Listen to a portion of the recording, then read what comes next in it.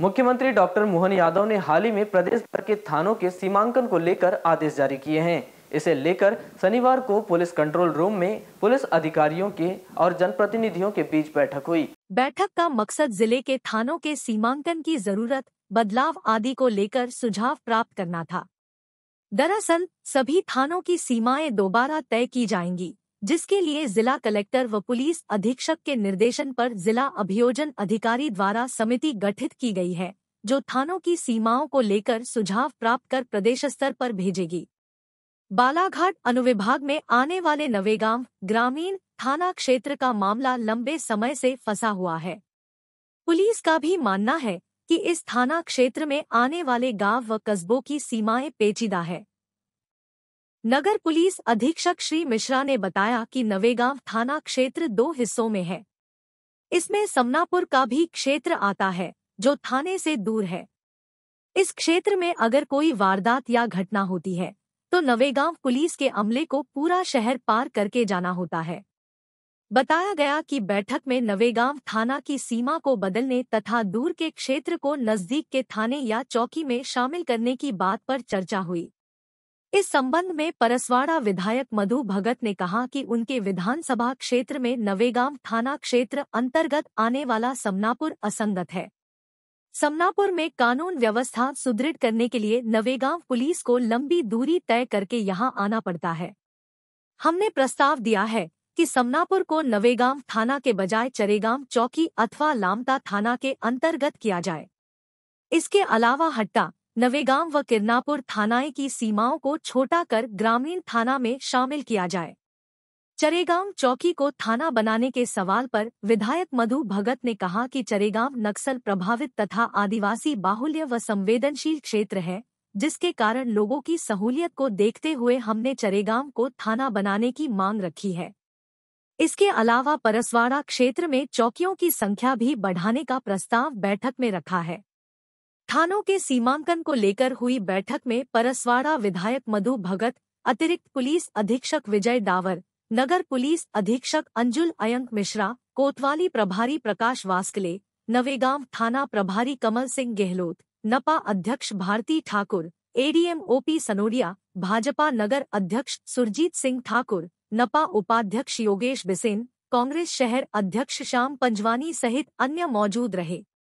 थाना सीमा की बैठक में आज आप आए थे, किस तरह का प्रस्ताव आपके द्वारा दिया? ये हमारे प्रदेश के यशस्वी मुख्यमंत्री जी ने जो अनेक वर्षों से थानों का सीमांकन नहीं हुआ है व्यावहारिक तौर पर, उसका सरकार सीमांकन कर रही है। उसमें हमारे जिले के पुलिस अधिकारी और राजस्व अधिकारी, इसमें दोनों बातों का ध्यान रखा जा रहा है, राजस्व सीमा और थाना सीमा। तो इसका सीमांकन किया जा रहा है। बालाघाट शहर में जो मुख्य तौर पे गायपुरी हमारा कुछ हिस्सा नवेगांव में आता है, तो उसके लिए हमने बोला है कि उसको बालाघाट कोतवाली थाना क्षेत्र में करें। और चूंकि रेलवे ओवरब्रिज बन रहा है तो उस कारण पुलिस प्रशासन का ऐसा मानना है कि कुछ हिस्सा हमारा नवेगांव में जाना चाहिए, लेकिन हमारे वहाँ के स्थानीय जनप्रतिनिधियों का मानना है कि कोतवाली क्षेत्र में ही रहना चाहिए। और हमारा भी ऐसा मानना है कि बालाघाट नगरपालिका क्षेत्र जो है, नगरीय क्षेत्र, वो पूरा एक थाने क्षेत्र में ही आए, तो बालाघाट कोतवाली में रहना ही उचित होगा। हमने वही यहाँ पर सुझाव सभी ने दिए हैं। एक चौकी के लिए भी आप प्रस्ताव बोल रहे हैं, एक चौकी भी बनाने जाए?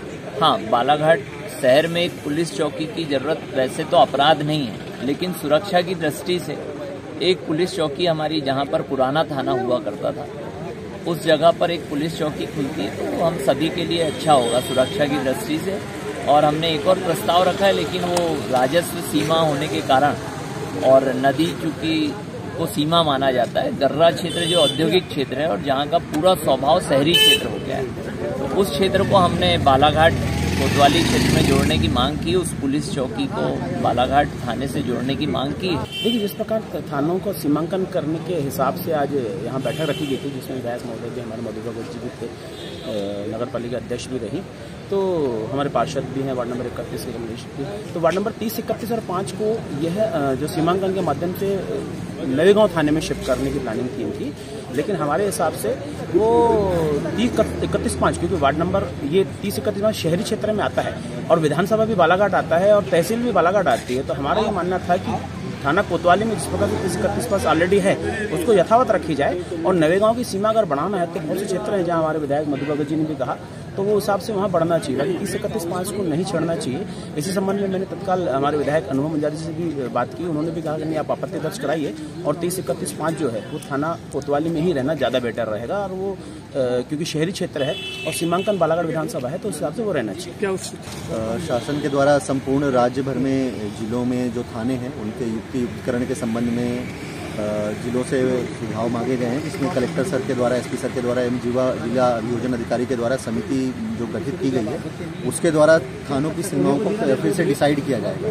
तो इसी के संबंध में आज सभी सम्मानित जनपद प्रतिनिधियों से एवं जो अन्य स्टेक होल्डर्स हैं उनसे बैठक थी, उसमें कई सारे सुझाव नए प्राप्त हुए हैं, कई सारी आपत्तियाँ जो हम लोगों ने चीज़ प्रस्तावित की। तो अभी ये शुरुआती फेज़ में है, इसमें हम लोग प्रशासनिक सुविधा से एवं जनता की सुविधा से सारी चीज़ों को कंसीडर करते हुए प्रपोजल बनाकर आगे देंगे। सब ग्रामीण थाने की चूँकि ग्रामीण थाना 2 हिस्सों में है, अलग अलग हिस्सों में, और जो समनापुर का क्षेत्र है उसमें ग्रामीण थाने को जाने में, थाने से जाने में पूरे शहर को क्रॉस करना पड़ता है।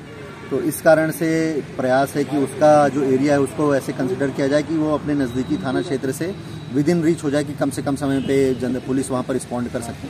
तो उसी प्रयास में हम लोग सुझाव मांगे हैं और आगे जो जनप्रतिनिधियों के सुझाव मिले उसमें आगे काम करें।